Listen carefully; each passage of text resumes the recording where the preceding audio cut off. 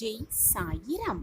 அன்பின் நோக்கம் உயர்த்துவதுதானே தவிர காயப்படுத்துவது அல்ல. சில சமயம் நாம் பிடித்திருப்பதை விட விட்டு விலகுவதுதான் நல்லது என்பதுதான் நிதர்சனமான உண்மை.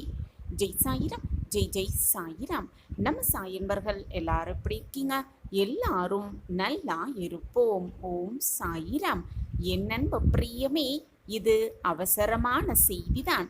ஆம் என் பிரியமே, அவசரமான செய்தி, அவசியமான செய்தியும் கூட.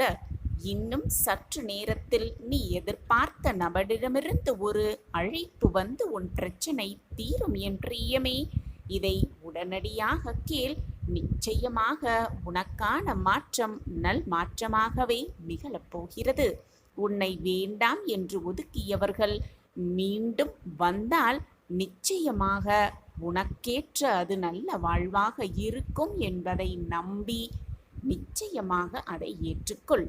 ஆம் என் பிரியமே, அதை ஏற்றுக்கொள்வதாதான் உனக்கும் நல்லது, உன் வாழ்விற்கும் நல்லது. என் அன்பு பிரியமே, உனக்காக யாரும் பிறக்கவில்லை, உனக்காக யாருமே வாழ்வதும் இல்லை. உன்னுடைய வாழ்வு உன் கையில்தான் இருக்கிறது. உன்னுடைய வாழ்வு உன் கையில்தான் இருக்கிறது.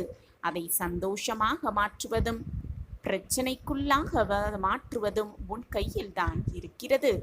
உன்னை நிராகரிக்கும் ஒருவரிடம் நீ உன்னை நிரூபிக்க வேண்டிய அவசியமே இல்லை என் பிரியமே. நிரூபிக்க வேண்டியதே இல்லை.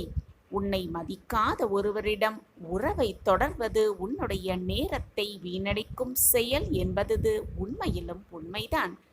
ஆனால் உன்னுடைய அன்பை புரிந்து கொண்டு திரும்பி வந்தால் அதை ஏற்றுக்கொள்வது வாழ்வதும் மிக சிறந்த வாழ்வு என்பதையும் புரிந்து கொள். அது